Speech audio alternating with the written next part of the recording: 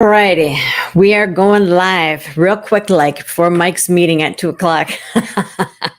And this is Michelle Fox with Michelle Fox Beauty. And this week on my blog, we are talking about how to select the best or most flattering eyeshadow shades for you.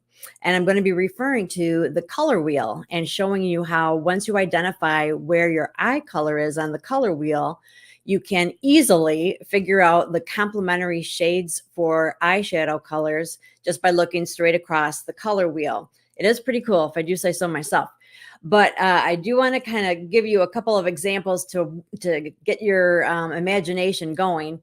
And I think the biggest thing is for you to consider that we don't just have brown eyes or blue eyes. There are variations of color within our iris, and to really study your eye and see what you see. And that's what's really fun. So let's put this up on the screen for a hot minute. So even brown eyes have they can be like a cool brown or a warm brown, a reddish brown. Obviously blue eyes, you've got greenish blue or gray blue, all different shades. Hazel isn't even a color. Hazel is a combination of colors. I've been learning so much since I've been researching this. Even if I think I know what I'm talking about, I always have to do research. So this has just been kind of a fun and interesting thing for me. So here's the dealio. You want to figure out where on this chart you think your eye color would fall. So I have brown eyes, and I used to think that they were sort of a warm brown, I would say maybe leaning toward gold. And if that were true, because I've got more information, if that were true, and I wanted my eyeshadow to really pop, I would come straight across and wear something maybe in like these cool blue shades over here. But I found out, this is so fun, I actually took a really close-up picture. I did this just a little while ago. I took a super close-up picture of my eyeball, and there's a fun app called Color Picker that it will actually tell you that the hex code, the number code of any given color, like in a picture. So I got the hex code for my eyeball.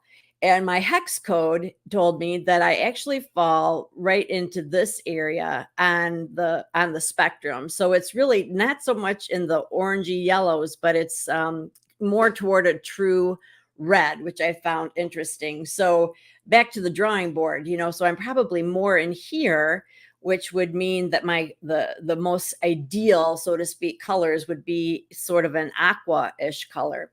Now, I will say this, I will qualify it with this. Brown is considered a neutral shade because it is a combination of all primary colors. But it is fun to look at the chart to identify where you think your iris color is and to look straight across and to figure out, okay, so that is my complementary shade family. And if you wore eye colors in that range, that is going to make your eyes really pop. So if your eyes are anything other than brown or gray, you're going to really definitely find that to be true. Brown eyes can wear just about anything, and truly gray eyes are also considered neutral. But like I said, most of us have some influence in there. If you look closely, or if you take a picture of your eyeball, like I just did, you'll discover that it's more of a red brown or even a blue undertone, or with your gray eyes, again, more green or brown or blue. So it's really kind of fun and very, very fascinating. And if you would rather not so much have your eye colors pop, like you don't necessarily want to draw attention to your eyes, you just want to look nice, you want to look natural, you can do what's called a monochromatic look and choose shades that are close to your eye color. So once you determine where that is on the color wheel, then you can select shades that are in that same vicinity, some lighter and some darker, and wear those shades. That's a monochromatic look. An analogous look would be something that is, near where you are, and then maybe to each side of it. So, all right, let me put this back in there. I'm learning so much. So like, let's see if, so if I did fall in this brown, true brown right here, um, and I just, let's see. So analogous would be like the colors on either side. So um, the monochromatic would be all the different shades of these browns. Analogous would incorporate these reds and golds. So that's the difference between the monochromatic and analogous. And then the complementary is straight across, which would be the blues. So I find it really fascinating. And I've got a really fun freebie or handout, whatever you want to call it. And even if you got it in the past, I've updated it quite a bit. So give me a hot second so that I can put it on the screen so you can see if it's something that you need to snag one more time. Because, okay, I can't see. Because I added to the end of it some suggested eyeshadow looks and such. So, all right, here we go. Let me put that up there. So I've had this freebie before, the 5 must-have makeup updates for women over 40. And I just kind of went through, I researched what other makeup artists think, but then I also, had my 2 cents. And so I came up with what I think are the 5 main things that we really need to shift as we age. But then at the end, I added some color combinations because a lot of times when I'm reading tips about makeup and such, whoops, sorry. That's like for my team to learn. Let me take it up. So when you are going through it, you also will see some suggested looks. And I think that that's going to be really helpful. And I did not have that initially. So if you got this in the past, but it didn't have those looks, you might want to snag it one more time. And I do have samples of most of those shades. So these are colors that I have available myself through what I sell. So, but either way, you'll just get some ideas of how colors get put together. The 2 things that women struggle with, and this is through global research, are 1, selecting the shades for their makeup, and 2, figuring out how to apply it. So this week on my blog, which releases Friday at 7 a.m., I am talking about how we choose colors, specifically, I'm sticking with eye color. The rest kind of follow suit, but how do we choose the best eyeshadow shades? And I'm taking into consideration our own eye color. And then next week, we're going to talk about application. And we are also going to factor in the shape of our eyes.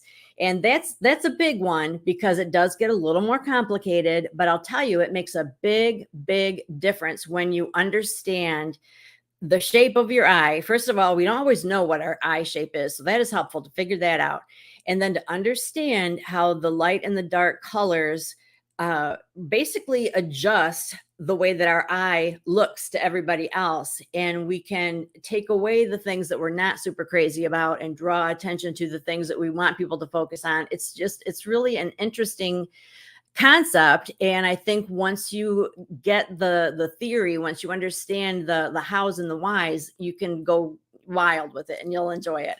So that's coming up the following week. But this Friday at 7, we're going to drop the video that's all about selecting the perfect shades for an eye color palette. So here's my thought.